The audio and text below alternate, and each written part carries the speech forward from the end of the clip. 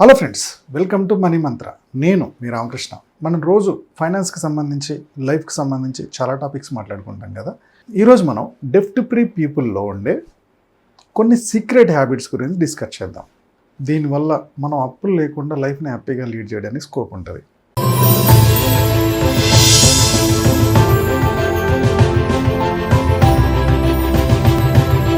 Hello friends, Sunday 11 నుంచి 1 o'clock ఒక workshop నడిపించబోతున్నాం. So ఈ వర్క్షాప్లో అసలు మీ ఫైనాన్షియల్ డ్రీమ్స్ ఏంటి, ఇప్పుడు ఈ ఇన్ఫ్లేషన్కి తగ్గట్టు మీ పిల్లల ఎడ్యుకేషన్కి ఒక మంచి కాలేజీలో చదివించాలనుకుంటే పేమెంట్ సీట్ అయితే ఎంత ఖర్చు వస్తుంది, ఎక్కడ సేవ్ చేసుకోవాలనేది కూడా చెప్తాము. పిల్లల మ్యారేజ్కి ఎలా ప్లాన్ చేసుకోవాలి, మీకు రిటైర్మెంట్ ప్లాన్, ఎంత బడ్జెట్లో ఇల్లు కొనాలి, మీ శాలరీకి ఎంత బడ్జెట్లో కారు కొనాలి, యాక్చువల్గా మీ శాలరీకి ఇన్సూరెన్స్ ఎంత ఉండాలి, అలాగే మీ నెట్వర్త్, మీ అప్పులు రెండు లెక్కేస్తాము.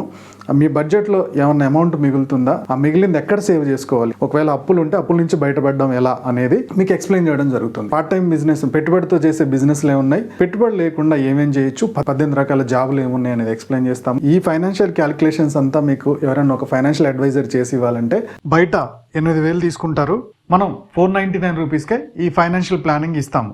ఇంట్రెస్ట్ ఉన్న వాళ్ళు ఫోన్పే కానీ జీపే కానీ ఇక్కడ కనపడుతున్న నెంబర్కి చేసి సేమ్ అదే నెంబర్కి స్క్రీన్ షాట్ పంపించండి. ఓకే ఫ్రెండ్స్, మనం వర్క్షాప్లో కలుద్దాం. ఇక సబ్జెక్ట్లోకి వస్తే, అప్పులు లేకుండా ఉండే వాళ్ళలో ఉండే కొన్ని సీక్రెట్ హ్యాబిట్స్ ఏంటి అని మనం డిస్కస్ చేస్తున్నాం. సో దీంట్లో ముఖ్యంగా నా క్లయింట్ ఒక అతనిది ఎక్స్పీరియన్స్ మీకు ఎక్స్ప్లెయిన్ చేస్తా. సో పేరు మారుస్తున్నాను. 2015 ఆ టైంలో ఒక పర్సన్ నాతో కనెక్ట్ అయ్యాడు. ఫైనాన్షియల్ ప్లానింగ్ సంబంధించిన డిస్కషన్ చేస్తూ ఉండేవాళ్ళు. యాక్చువల్గా ఆ రోజుల్లోనే తనకు 45,000 శాలరీ వచ్చేది. సో ఇతనికి పర్సనల్ లోను ఒక 6,000 ఉంది, అండ్ బైక్ లోను ఒక 3,500 ఉంది, అండ్ క్రెడిట్ కార్డ్కి ఒక 6,000 కడుతున్నాడు. బయట ఒక అప్పు తీసుకొచ్చాడు, వడ్డీ దాదాపుగా ఒక 4,000 అట్లా పోతుంది. అన్నీ చూసుకుంటే శాలరీలో 48% అప్పులకే పోతుంది. మిగిలిన వాటితో నెట్టుకు రావడం కష్టం అవుతుంది. ఈ స్ట్రెస్ తట్టుకోలేకపోయాడు. సార్ దీన్ని ఎలా బయటపడాలి, అసలు ఏం చేస్తే బాగుంటుంది అనేది చెప్పి తను ఒక ప్లానింగ్ తీసుకున్నాడు అనమాట. ఈ ప్లానింగ్ అంతా మీకు కూడా హెల్ప్ అవుతుంది. ఇవి వినడానికి ఈజీగా ఉంటుంది కానీ ఇంప్లిమెంటేషన్ చేయడం అంత ఈజీ కాదు. అందుకని వింటే సింపుల్ విషయాలు ఎప్పుడు కూడా ఇంప్లిమెంట్ చేయం కదా, అందుకని వింటే మళ్ళీ ఒకసారి గుర్తు చేసినట్టు అవుద్ది. చివరి దాకా చూడండి. ఈ అబ్బాయికి నేను చెప్పిన మొట్టమొదటి విషయం ఏంటంటే లైఫ్ స్టైల్ కంట్రోల్. ఇతను 30,000 శాలరీకి జాయిన్ అయ్యాడు. నా దగ్గరకు వచ్చే టైంకి 45,000 వస్తుంది. కానీ ఇతను శాలరీ పెరుగుతున్న కొద్దీ ఖర్చులు పెంచుకుంటూ వచ్చాడు. ఇది చాలా ప్రాబ్లం. ఓకేనా, ఈ ప్రాబ్లమ్ని కంట్రోల్ చేయమన్నా. సో ఎగ్జాంపుల్కి అతను 30,000 ఉన్నప్పుడు ఖర్చులన్నీ 27,000, 28,000 అయ్యేది. ఇతనికి శాలరీ ఇప్పుడు 45,000 వస్తే ఖర్చులన్నీ 42,000, 43,000 దాకా అవుతున్నాయి. మహా అంటే 2,000కి మించి మిగిలట్లా. చివరికి వచ్చేవరకు అవి కూడా మిగిలట్లా. నేనేం చెప్పానంటే, నీ శాలరీ పెరుగుతున్న కొద్దీ దాంట్లో కూడా 80% మిగిలింది పక్కకి తీయాల్సిందే. నీ శాలరీ పెరిగింది కదా అని నీ లైఫ్ స్టైల్ని పెంచకు. లైఫ్ స్టైల్ పెంచాల్సి వస్తే నీ బడ్జెట్ 80%. నువ్వు 80%లో ఎప్పుడైతే నీ లైఫ్ స్టైల్ని కంట్రోల్ చేస్తావో అప్పుడు నీకు సేవింగ్స్ మిగలడానికి స్కోప్ ఉంటుంది, నువ్వు తొందరగా బయటపడతావు అని చెప్పాను. దాన్ని ఇంప్లిమెంట్ చేశాడు. దాన్ని ఇంప్లిమెంట్ చేయడం వల్ల యావరేజ్గా మంత్లీ కొంచెం శాలరీ ఎక్కువ మిగలడం స్టార్ట్ అయింది. రెండో అలవాటు ఏంటంటే క్రెడిట్ కార్డు డిసిప్లైన్. చాలామంది క్రెడిట్ కార్డు అనుకుంటే అదేదో ఉచితంగా బ్యాంక్ కూడా మనకు డబ్బులు ఇస్తున్నాడని ఫీల్ అవుతూ ఉంటారు. మినిమం పేమెంట్ కట్టుకుంటూ వెళ్ళిపోతారు. ఈ పర్సన్ కూడా మినిమం పేమెంట్ కట్టుకుంటూ వెళ్ళిపోయేవాడు. దీనివల్ల ఏమవుతుంది, వడ్డీకి వడ్డీ పెరిగి అది తడిసి మోపిడై కూర్చుంది.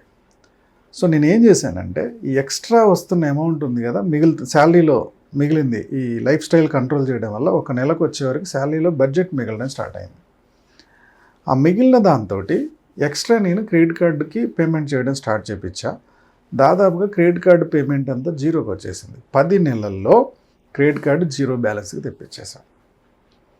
సో ముందు ఈఎంఐలు కాకుండా దాన్ని ఈఎంఐలు కన్వర్ట్ చేయడం, మళ్ళీ కంటిన్యూ చేయడం, మళ్ళీ ఈఎంఐ కన్వర్ట్ చేయడం, ఇట్లా కాకుండా ఫస్ట్ లైఫ్ స్టైల్ కంట్రోల్ చూడు, డబ్బులు ఎక్కడ మిగులుతుందో చూడు, దాన్ని క్రెడిట్ కార్డు క్లోజ్ చేయడానికి చూడాలి. ఎందుకంటే 36% ఇంట్రెస్ట్, ₹3 వడ్డీ, దీన్ని తొందరగా క్లోజ్ చేయాలి. నెక్స్ట్ హ్యాబిట్ ఏం చేసామంటే, 1 year తర్వాత ఈయన క్రెడిట్ కార్డు కూడా క్లోజ్ అయిపోయిన తర్వాత ఆ ఎక్స్ట్రా మిగులుతుంది కదా అమౌంట్, ఆ అమౌంట్ని నేను ఎమర్జెన్సీ ఫండ్ క్రియేట్ చేయడానికి స్టార్ట్ చేశాను.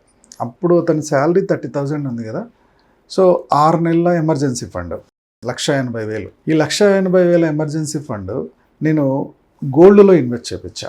సో కరోనా టైంకి వచ్చేవరకు 3 months ఇబ్బంది పడ్డాడు తన జాబ్లో. ఈ గోల్డ్ తీసుకెళ్ళి తాకట్టు పెట్టాడు. ఇంటికి అవసరమైన 3 నెలలు ఖర్చు తీరింది. మళ్ళీ కరోనా తర్వాత జాబ్ సెట్ అయిన తర్వాత తీసుకొచ్చాడు. ఆ రోజు నేను చేపించిన ఎమర్జెన్సీ ఫండ్, గోల్డ్ రూపంలో పెట్టిన ఎమర్జెన్సీ ఫండ్ ఈరోజు దాదాపుగా 4.5 లక్షలు అయింది. అంటే ఎమర్జెన్సీకి అది ఉపయోగపడుతుంది, ఎట్ ద సేమ్ టైం దాని రేట్ అది పెరుగుతూ ఉంటుంది. అందుకని నేను ఎక్కువ ఎమర్జెన్సీ ఫండ్ సేవింగ్ అకౌంట్లోనో ఎక్కడో ఉంచాలని నేను అడగను. సేవింగ్ అకౌంట్లో వెళ్ళి నువ్వు డబ్బులు తీయాలంటే 10 నిమిషాలు.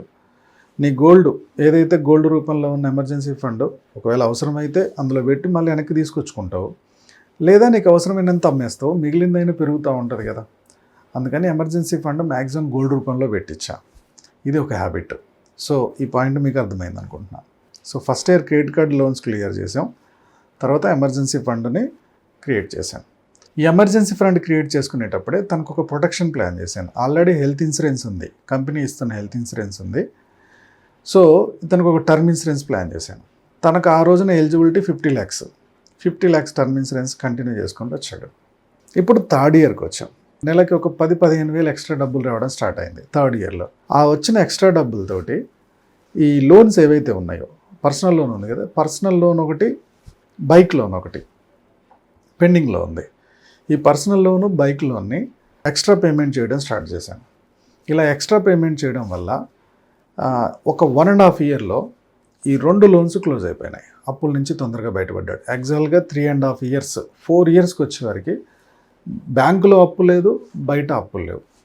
ఓకే, 4th yearకి వచ్చేవారికి ఫైనాన్షియల్గా బయటికి రావాలంటే ఫస్ట్ బడ్జెట్ ప్లాన్ చేసుకోండి. ముందు అసలు ఖర్చు అంతా ఎక్కడ పోతుందో చూడండి, శాలరీ ఎక్కడన్నా మిగులుతుందా లేదా చూడాలి. నెక్స్ట్ ఏం చేయాలంటే లోన్ స్ట్రాటజీ ఫాలో అవ్వాలి. ఓకే, ఫస్ట్ బాగా ఇబ్బంది పెడుతున్న వాళ్ళు ఎవరు, ముందు ఆ లోన్ క్లోజ్ చేయడానికి ట్రై చేయాలి వస్తున్న ఎక్స్ట్రా దాంతో. లేదా నీకు ఇబ్బంది ఏం లేదా, పెద్ద వడ్డీ ఉన్న వాళ్ళని ముందు క్లియర్ చేసుకో, తర్వాత చిన్న వడ్డీకి రావాలి. ఇది ఎప్పుడైతే చేసుకుంటామో తొందరగా బర్డెన్ తగ్గుతుంది.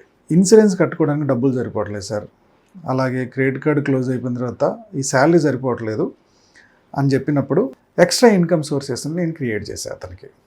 ఎక్స్ట్రా ఇన్కమ్ సోర్సు 2 ఆప్షన్స్లో నేను ముందుకు తీసుకెళ్ళా. ఒకటి డైరెక్ట్ సెల్లింగ్ బిజినెస్ని ప్రాపర్గా గైడెన్స్ తీసుకుంటూ వెళ్ళా. అలాగే ఇన్సూరెన్స్ ఏజెంట్గా ఎగ్జామ్ రాపించా, ఇన్సూరెన్స్ ఏజెంట్కి కూడా చేయించా. ఈ 2 చేయడం వల్ల ఏముందంటే డైరెక్ట్ సెల్లింగ్ నుంచి ఒక 15,000, 20,000 ఎక్స్ట్రా రావడం, ఇన్సూరెన్స్ కూడా ఒక నెల సంవత్సరంలో ఒక 2-3 అయినా కానీ నెలకు ఒక 5,000 యావరేజ్గా రావడం స్టార్ట్ అయింది. 20,000-25,000 వచ్చాయి కదా. 20,000 తోటి లోన్ రీపేమెంట్ చేయించా. 1.5 yearలో అయిపోయింది.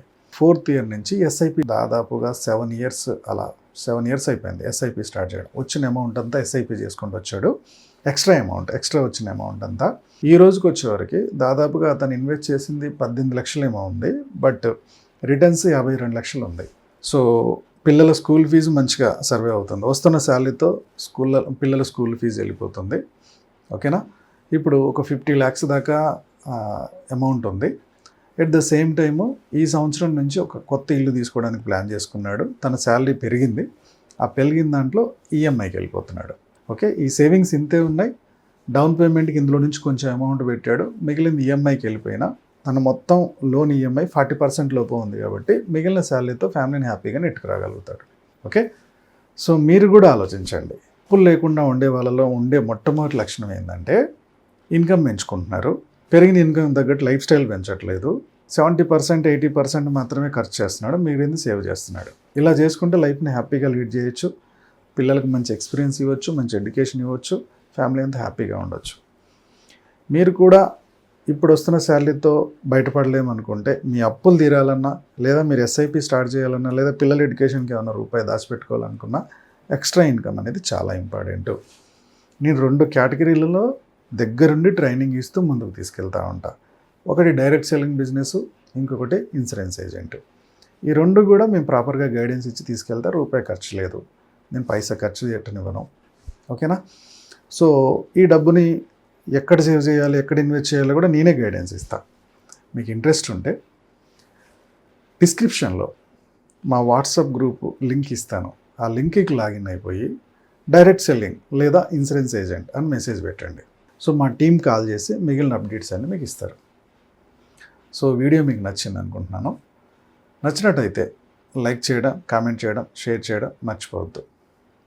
మా యూట్యూబ్ ఛానల్ చూస్తున్న మా వ్యూవర్స్ అండ్ సబ్స్క్రైబర్స్ లైఫ్లో ఎప్పుడు కూడా గొప్పగా స్థిరపడాలని కోరుకోవడంలో మీ రామకృష్ణ ముందుంటాడు. Go self made.